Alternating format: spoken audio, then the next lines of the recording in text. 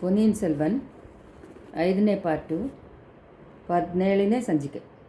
ಹೋಗಿದ್ದ ಸಂಚಿಕೆಯಲ್ಲಿ ಹೇಳಿದ್ದ ಸಂಭವಗಳು ನಡೆದಿದ್ದ ಅವತ್ತು ಮುಂದಿನ ದಿವಸ ನಾಗಪಟ್ಟಣ ನಗರ ಜನಗಳನ್ನು ಅತಿಥಿಯಾಗಿ ಯುವರಾಜ ಅರುಳ್ಮೊಳಿವರ್ಮ ಅವ್ರನ್ನ ನಾನು ಬಿಟ್ಟು ಬಂದುಬಿಟ್ಟಿದ್ವಿ. ಅತಿಥಿಗಳ ಸರ್ಕಾರ ಎಲ್ಲ ಮುಗಿದ ಮೇಲೆ ಅಲಂಕರಿಸಿದ ಆನೆ ಮೇಲೆ ಯುವರಾಜರು ಹೊರಟರು. ತುಂಬ ಜನಗಳು ಅವ್ರುಗಳನ್ನ ಹಿಂಬಾಲಿಸ್ಕೊಂಡು ತಂಜೆಗೆ ಬರ್ತೀವಿ ಅಂತ ಹೇಳಿ ಹೊರಟಿದ್ರು.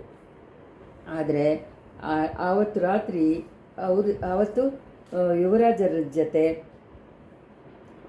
ಅವ್ರ ಜೊತೆ ಬಂದಿದ್ದ ಜನಗಳನ್ನು ತಿರುವಾರೂರು ಬಂದು ಸೇರಿದರು. ತಿರುವಾರೂರು ಜನಗಳು ಯುವರಾಜನ ಬರೋದಿಂದ ಮುಂಚೆನೇ ತಿಳಿದಿದ್ದರಿಂದ ಅವ್ರಿಗೆ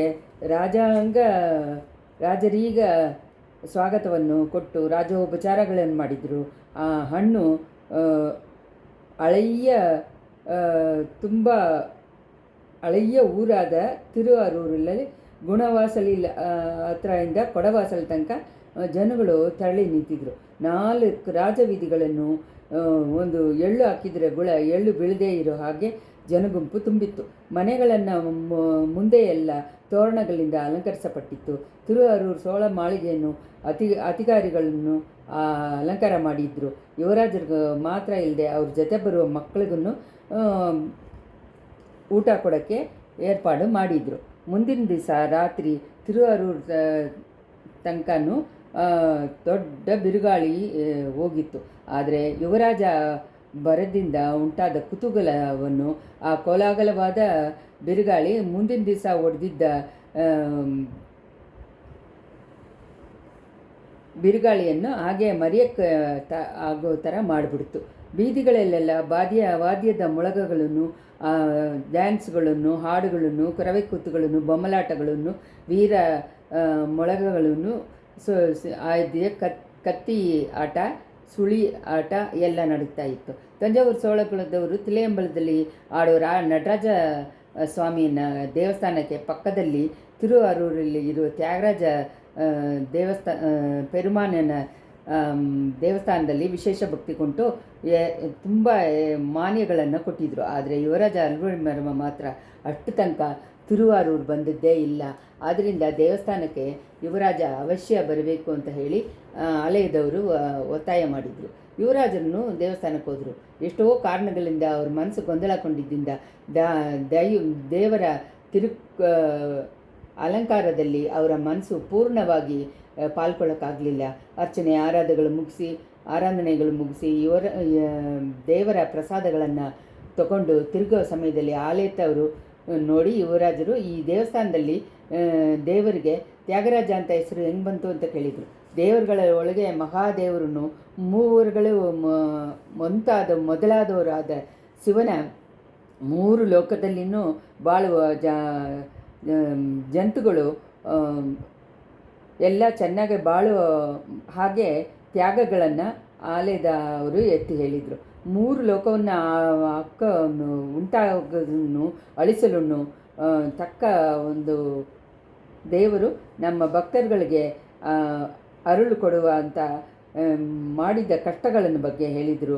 ಉಸಿರುಗಳು ಎಲ್ಲ ಚೆನ್ನಾಗಿರುವ ಹೊತ್ತು ತಪಸ್ಸು ಮಾಡಿ ಮಯಾನದಲ್ಲಿ ತಪಸ್ಸು ಮಾಡಿದ ಬಗ್ಗೆ ಹೇಳಿದರು. ಆ ತಪಸ್ಸನ್ನು ಕೈಬಿಟ್ಟು ದೇವರುಗಳು ಒಳ್ಳೆಯದಕ್ಕೋಸ್ಕರ ಉಮಾಮಹೇಶ್ವರಿಯನ್ನು ಮದುವೆ ಮಾಡಿಕೊಂಡಿದ್ದ ಬಗ್ಗೆ ಹೇಳಿದರು.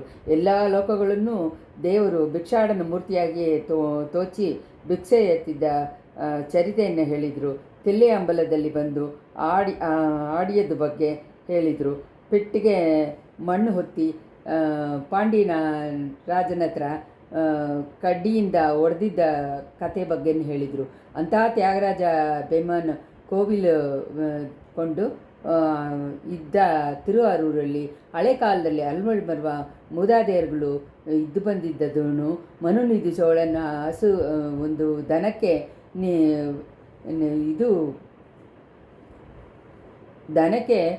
ಒಳ್ಳೇದು ಮಾಡೋದು ಗೋಸ್ಕರ ತನ್ನ ಮಗನನ್ನೇ ತ್ಯಾಗ ಮಾಡಿದ್ದ ಅದ್ಭುತವನ್ನು ನೆನಪು ಮಾಡಿದರು. ಇದನ್ನೆಲ್ಲ ಅರುಳ್ಮೊಳಿವರ್ಮನ ಮನಸ್ಸಿನಲ್ಲಿ ಚೆನ್ನಾಗೇ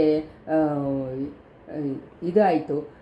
ಇಷ್ಟು ದಿನ ಬುದ್ಧ ಭಗವಾನ್ನ ತ್ಯಾಗವನ್ನು ನೆನೆಸಿ ಆಶ್ಚರ್ಯಪಟ್ಟಿದ್ದ ಯುವರಾಜರು ದೇವದೇವರಾದ ಶಿವಬೆರುಮಾನು ತ್ಯಾಗ ಮೂರ್ತಿಯಾಗಿ ಚಿತ್ತರಿಸಿದ ಚರಿತೆಯನ್ನು ಅಂದ್ಕೊಂಡು ಆಶ್ಚರ್ಯ ಪಡೋಕ್ಕೆ ಶುರು ಮಾಡಿದರು.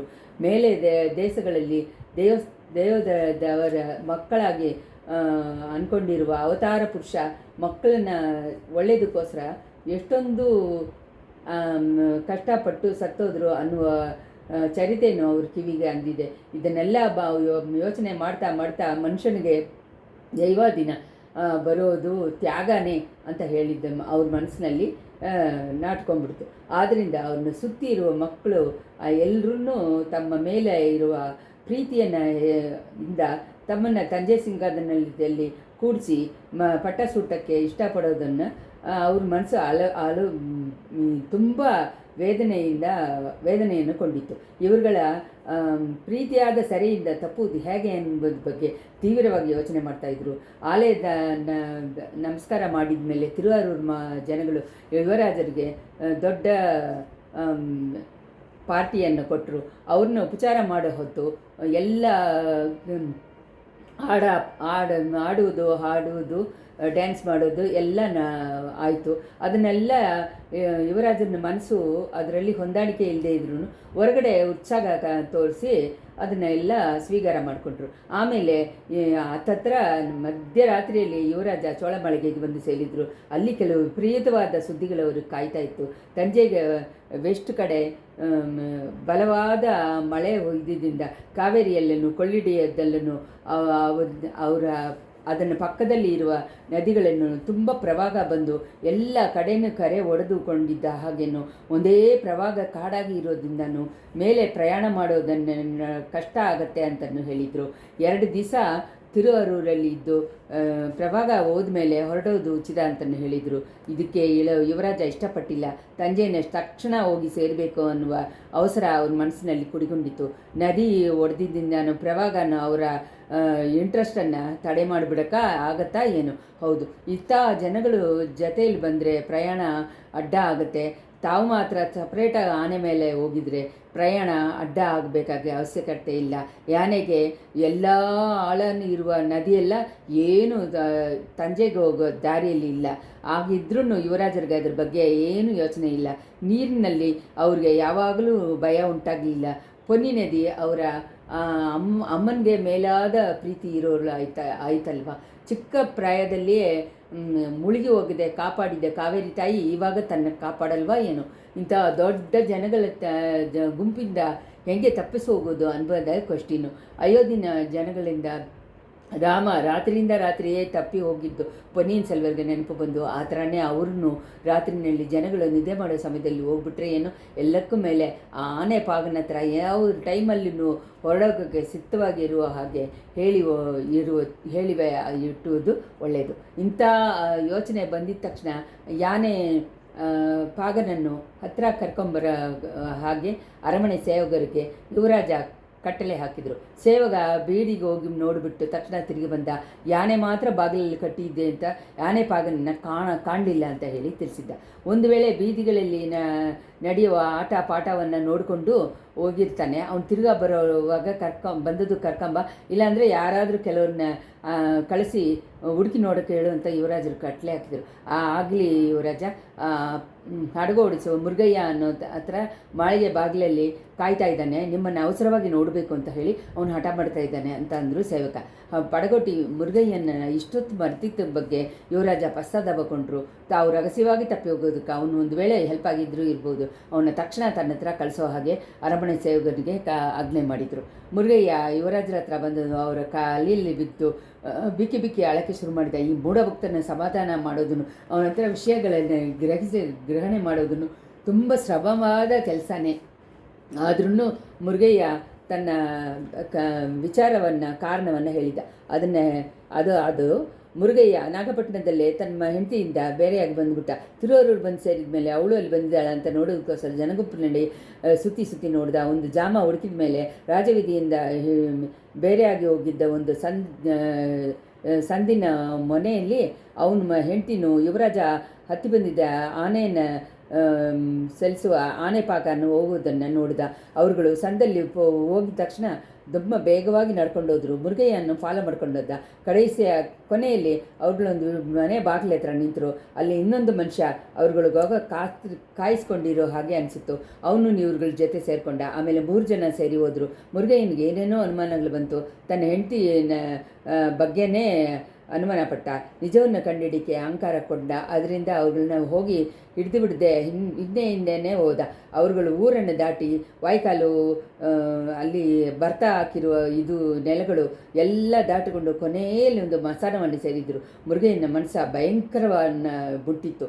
ಆದ್ರೂ ಅವನು ಬಿಡದೆ ಹೋಗಿ ಮಯಾನದಲ್ಲಿದ್ದು ಒಂದು ದೊಡ್ಡ ಮರದ ಹಿಂದೆ ಬಚ್ಚಿಟ್ಕೊಂಡ. ರಾಕಮ್ಮಾಳನ್ನು ಆನೆಪಾಗನನ್ನು ದಾರಿಯಲ್ಲಿ ಸೇರಿಕೊಂಡಿದ್ದ ಮನುಷ್ಯ ಮಸಾನದಲ್ಲಿ ಮೈಯೆಲ್ಲ ಬೂದಿಯನ್ನು ಹಚ್ಕೊಂಡು ಏನೇನೋ ಭಯಂಕರವಾದ ಮಂತ್ರಗಳನ್ನು ಹೇಳಿದ್ದ. ಆಮೇಲೆ ಆನೆಪಾಗನನ್ನು ನೋಡಿ, ನಾಳೆ ಬೆಳಗ್ಗೆ ನಿನ್ನ ಉಸಿರಿಗೆ ಆಪತ್ತು ಬರ್ತಾ ಇದೆ, ಜಾಗ್ರತೆಯಿಂದ ಬದುಕೋ ಅಂತಂದ. ಆನೆಪಾಗ ಗದಿಗೆಲಕದಿಂದ ಏನು ಆಪತ್ತು, ಯಾಕೆ ಬರುತ್ತೆ, ಗೊತ್ತಿದ್ರೆ ಅಲ್ವಾ ಬದುಕಬಹುದು ಅಂತ ಹೇಳಿದ. ಮಂತ್ರವಾದಿ ಆನೆಗೆ ದಿಢೀರ್ತ ಮದ ಹಿಡಿಯುತ್ತೆ. ನಿನ್ನ ಹತ್ರ ಹೋಗಿದ ತಕ್ಷಣ ನಿನ್ನ ಕೆಳಗೆ ತಳ್ಳಿಬಿಟ್ಟು ಓಡುತ್ತೆ. ನಿನ್ನಿಂದಾನೇ ಆನೆಗೆ ಮದ ಹಿಡ್ಕೊಂಡ್ಬಿಟ್ಟಿದೆ ಅಂತ ಜನಗಳು ಅಂದ್ಕೊಳ್ತಾರೆ. ನಿನ್ನ ಕೈಯಲ್ಲಿರೋ ಅಂಗುಸವನ್ನು ಕಿತ್ತು ನಿನ್ನನ್ನು ಕೊಂದಾಕ್ಬಿಡ್ತಾರೆ ಅಂತ ಅಂದ ಮಂತ್ರವಾದಿ. ಅಯ್ಯಯ್ಯೋ, ತಪ್ಪಿಸೋದಕ್ಕೆ ದಾರಿ ಅಂತ ಆನೆಪಾಗ ಕೇಳಿದ. ನಾಳೆ ಬೆಳಗ್ಗೆ ಯಾನೆ ಹತ್ರ ಹೋಗದೆ ಇದ್ದುಬಿಡು ಅಂತ ಹೇಳಿದ ಮಂತ್ರವಾದಿ. ಅದೇಗ ಸಾಧ್ಯ, ಹಿಂದೆ ರಾಜದಂಡನೆಗೆ ಅಕ್ಕಾಗಕ್ಕೆ ಹೋಗುತ್ತಲ್ವ ಅಂತ ಆನೆಪಾಗ ಕೂಗಿದ. ಹಾಗಾದರೆ ನನ್ನ ಮನೆಗೆ ಬಾ, ಮಂತ್ರಿಸಿದ ಕವಚಾವ್ ಕೊಡ್ತೀನಿ, ಅದನ್ನು ತರಿಸ್ಕೊಂಡು ಹೋಗು, ಕೈಯಲ್ಲಿ ಅಂಗುಶವನ್ನು ಕೊಂಡು ಹೋಗಬೇಡ ಅಂತ ಹೇಳಿದ ಮಂತ್ರವಾದಿ. ಆಗಲೇ ಅಯ್ಯ, ಯುವರಾಜರಿಗೆ ಏನಾದರೂ ಆಪತ್ತು ಬರುತ್ತಾ ಅಂತ ಆನೆಪಾಗ ಕೇಳಿದ. ಅದೇ ಹೇಳೋಕ್ಕಾಗುತ್ತೆ, ಯುವರಾಜ ಬಂದು ಕೇಳಿದರೆ ಅಲ್ವ ಹೇಳೋಕ್ಕಾಗುತ್ತೆ ಅಂತ ಅಂದ ಮಂತ್ರವಾದಿ. ಮುರುಗಯ್ಯ ಅದಕ್ಕೆ ಮೇಲೆ ಅಲ್ಲಿ ನಿಲ್ಲದೆ ಮನಸ್ಸಿಲ್ಲದೆ ಓಡಿ ಬಂದುಬಿಟ್ಟಿದ್ದಾನೆ. ನಾಳೆ ಬೆಳಗ್ಗೆ ಆನೆಗೆ ಮತ ಹಿಡಿಯೋ ಸುದ್ದಿಯನ್ನು ಯುವರಾಜರ ಹೇಳಿ ಎಚ್ಚರಿಕೆ ಮಾಡೋದಕ್ಕಾಗಿ ಮುಖ್ಯವಾಗಿ ಓಡಿಬಂದ. ಇದನ್ನೆಲ್ಲ ಹೇಳಿಬಿಟ್ಟು ಮುರುಗಯ್ಯ ತಿರ್ಗಾ ಅಳದ. ಅಪ್ಪನೇ, ನೀನು ಯಾಕೆ ಅಳ್ತಾ ಇದೆಯಾ? ನೀನೇ ಸಮಯದಲ್ಲಿ ಬಂದು ಎಚ್ಚರಿಕೆ ಕೊಟ್ಬಿಟ್ಟಿದ್ಯಲ್ಲ, ಇನ್ಮೇಲೆ ನಾನು ನೋಡ್ಕೊತೀನಿ ಅಂತ ಅಂದರು ಪೊನ್ನಿಯಿನ್ ಸೆಲ್ವಂ. ಅಯ್ಯ, ಇದರಲ್ಲೆಲ್ಲ ನನ್ನ ಹೆಂಡತಿ ಸಂಬಂಧ ಪಡೋದ್ರ ಬಗ್ಗೆ ತಾನೇ ನಾನು ವಿಚಾರ ಪಡ್ತಾ ಇದ್ದೀನಿ. ರಾಕಮ್ಮಳ ಬಗ್ಗೆ ಏನು ಅಂದ್ಕೊಳ್ಳೋದು ಅಂತಲೇ ನಂಗೆ ಗೊತ್ತಾಗಲಿಲ್ಲ. ಅವಳ ಬಗ್ಗೆ ಹಳೆಯ ಸಂದೇಹಗಳು ತಿರ್ಗಾ ಬರ್ತಾ ಇದೆ ಅಂತಂದ ಮುರುಗಯ್ಯ. ಅವಳನ್ನು ನಾನು ತಿದ್ದುಬಿಡ್ತೀನಿ, ನೀನು ವಿಚಾರ ಪಡಬೇಡ, ತಕ್ಷಣ ತಿರುಗೋಗು, ನಾನೇ ಪಾಗನ ಹೆಂಗಾದ್ರೂ ತೇಡಿ ಹುಡುಕಿ ಕರ್ಕೊಂಡು ಬಾ ಅಂತ ಹೇಳಿದರು ಯುವರಾಜರು. ಪಡಗೊಟ್ಟಿ ಮುರುಗಯ್ಯ ಹೋದ್ಮೇಲೆ ಪೊನ್ನಿಯಿನ್ ಸೆಲ್ವಂ ಸ್ವಲ್ಪ ಹೊತ್ತು ಚಿಂತನೆಯಲ್ಲಿ ಮುಳುಗಿದ್ರು. ಮುರುಗಯ್ಯ ಕಂಡಿದ್ದು ಕೇಳಿದ್ದು ಇವನ್ನ ಅರ್ಥ ಏನಾಗಿರುತ್ತೆ ಅಂತ ಊಹೆ ಮಾಡೋಕ್ಕೆ ಟ್ರೈ ಮಾಡಿದರು. ಪಳುವೇಟರಿಗಳ ಉದ್ದೇಶ, ಪಾಂಡಿನಾಡಿನ ಸದಿಗಾರಗಳ ಸಂಚು, ಇವ್ರುಗಳ ಬಗ್ಗೆ ಇಳೆಯಪ್ರಾಟಿ ಹೇಳಿದ್ದೆಲ್ಲ ನೆನಪು ಮಾಡಿಕೊಂಡ್ರು. ಆ ಸಂಚುಕಾರರ ಮಧ್ಯದಲ್ಲಿ ಇದೂ ಒಂದಾಗಿರ್ಬೋದು, ಇಲ್ಲಾಂದರೆ ತುಂಬ ಬರೀ ಮೂಢತನ ಇರ್ಬೋದು. ಹೇಗಿದ್ರು ಬೆಳಗ್ಗೆ ತಾವು ಏನು ಮಾಡಬೇಕು ಅನ್ನೋದ್ರ ಬಗ್ಗೆ ಒಂದು ತೀರ್ಮಾನಕ್ಕೆ ಬಂದರು. ಆಮೇಲೆ ನೆಮ್ಮದಿಯಾಗಿ ನಿದ್ದೆ ಮಾಡಿದರು. ಮಾರನೇ ದಿನ ಬೆಳಗ್ಗೆ ಎದ್ದು ಪ್ರಯಾಣಕ್ಕೆ ಆಯ್ತವಾದರು. ಮಾಳಿಗೆ ಬಾಗಿಲಲ್ಲಿ ಬಂದರು. ಅಲ್ಲಿ ಕಟ್ಟಿದ್ದ ಆನೆ ಯುವರಾಜನ್ನು ನೋಡಿದ ತಕ್ಷಣ ಪ್ರೀತಿಯಿಂದ ಅದನ್ನು ತುಂಬಿಕೆಯನ್ನು ಉದ್ದ ಮಾಡಿ ಅವ್ರನ್ನ ಸವರಿಕೊಟ್ಟು ಮುದ್ದು ಮಾಡಿತ್ತು. ಆನೆಗೆ ಮತ ಹಿಡಿಯುತ್ತೆ ಅಂತ ಮಂತ್ರವಾದಿ ಹೇಳಿದ್ದಾಗೆ ಮುರುಗಯ್ಯ ಹೇಳಿದ್ದು ಯುವರಾಜರ ನೆನಪು ಬಂತು. ಮದ ಹಿಡಿಯುವ ಅನ್ನೋದಕ್ಕೆ ಸೂಚನೆ ಏನೂ ಇಲ್ಲ. ಆನೆಪಾಗ ಇಲ್ಲಿ ಅಂತ ಯುವರಾಜರು ಜೋರಾದ ಧ್ವನಿಯಲ್ಲಿ ಕೇಳಿದರು. ತಕ್ಷಣ ಎಲ್ಲ ಧ್ವನಿಗಳು ಆನೆಪಾಗ ಎಲ್ಲಿ ಅಂತ ಎಕ್ಕೋ ಮಾಡಿತ್ತು. ಯುವರಾಜರು ಹಾಗೇನೆ ಬೆಳಗ್ಗೆನೇ ಪ್ರಯಾಣ ತೊಡಕಕ್ಕೆ ಆಯುಧವಾಗಿ ಜನಗಳು ತೆರಳಿ ಬಂದಿದ್ದರು. ಅವ್ರುಗಳ ಹತ್ತಿರ ಸಿಕ್ಕಾಕೊಂಡು ಮುಂದೆ ಬರೋಕ್ಕಾಗದೆ ಒದ್ದಾಡ್ಕೊಂಡಿದ್ದ ಮುರುಗಯ್ಯನ ನೋಡಿದರು. ಅವನ್ನ ನೋಡಿ ಸಿಗ್ನಲ್ ಮಾಡೋದ್ರಿಂದ ಜನಗಳು ಅವನಿಗೆ ದಾರಿ ಬಿಟ್ಟರು. ಮುರುಗಯ್ಯ ಹತ್ರ ಬಂದು ರಾತ್ರಿ ತುಂಬ ಹೊತ್ತು ಹುಡುಕಿದ ಮೇಲೆ ತನ್ನ ಹೆಂಡತಿನ ಮಾತ್ರ ಕಂಡು ಹಿಡಿದಾಗನು ಅವಳು ತಾನೇ ಮಸಾನಕ್ಕೆ ಹೋಗಿದ್ದೆಲ್ಲ ಹಾಗೇ ಇಲ್ಲ ಅಂತ ಹೇಳಿ ಮುರುಗಯ್ಯನಿಗೆ ಹುಚ್ಚು ಹಿಡಿಯೋ ಹಾಗೆ ಮಾಡಿಬಿಟ್ಲು ಅಂತ ಹೇಳಿದ್ದಾಗನು ಆನೆಪಾಗ ಸಿಗಲೇ ಇಲ್ಲ ಅಂತಲೂ ಹೇಳಿದ. ಅದ್ರ ಬಗ್ಗೆ ವಿಚಾರ ಇಲ್ಲ ಮುರುಗಯ್ಯ. ಆನೆಯನ್ನು ಕಾಲಲ್ಲಿ ಕಟ್ಟಿರೋ ಸಂಗಲಿನ ಚೈನನ್ನು ಕಟ್ ಮಾಡಿಬಿಡು ಅಂತ ಹೇಳಿದರು ಯುವರಾಜರು. ಮುರುಗಯ್ಯ ಆ ಥರನೇ ಅದನ್ನು ಬಿಡಿಸ್ತಾ ಇರುವಾಗಲೇ ಇದು ಆನೆಪಾಗ ಬಂದ್ಬಿಟ್ಟ ಅಂತ ಹೇಳಿ ಒಂದು ಧ್ವನಿ ಕೇಳಿತು. ಬಂದ್ಬಿಟ್ಟ ಅಂತ ಎಲ್ಲ ಧ್ವನಿಗಳು ಕೇಳಿತು. ಕೈಯಲ್ಲಿ ಅಗ್ಗುಸದ ಜೊತೆ ಆನೆಪಾಗ ಓಡಿ ಬಂದುಕೊಂಡಿದ್ದ. ಗುಂಪಿನಲ್ಲಿದ್ದರು ಅವಸರವಾಗಿ ಜಾರಿಕೊಂಡು ಅವನಿಗೆ ದಾರಿ ಬಿಟ್ಟರು. ಪೊನ್ನಿಯಿನ್ ಸೆಲ್ವನ್ನು ನಾವು ಒಳ್ಳೇದಾಯಿತು ಅಂತ ಹೇಳಿ ನೆಟ್ಟುಸಿರು ಬಿಟ್ಟು ಆನೆಪಾಗ ಓಡಿ ಬಂದಿದ್ದ ದಿಕ್ಕನ್ನು ನೋಡಿದ್ರು. ಪಾಪ ಒಂದಿನ ರಾತ್ರಿ ಅನುಭವದಲ್ಲಿ ಅವನು ಏನು ಇಷ್ಟು ಚೇಂಜ್ ಆಗಿಬಿಟ್ಟಿದ್ದಾನೆ, ಭಯಪ್ರಾಂತಿಕೊಂಡವನ ಹಾಗೆ ಅಲ್ವಾ ಕಾಣಿಸ್ತಾನೆ. ಒಂದು ಕೈಯಲ್ಲಿ ಅಂಗುಸ ಹಿಡ್ಕೊಂಡಿದ್ದ ಆನೆಪಾಗ ಆನೆ ಹತ್ರ ಬಂದು ಅದನ್ನು ತುಂಬಿಕೆಯನ್ನು ಇನ್ನೊಂದು ಕೈಯಿಂದ ಮುಟ್ಟಿದ.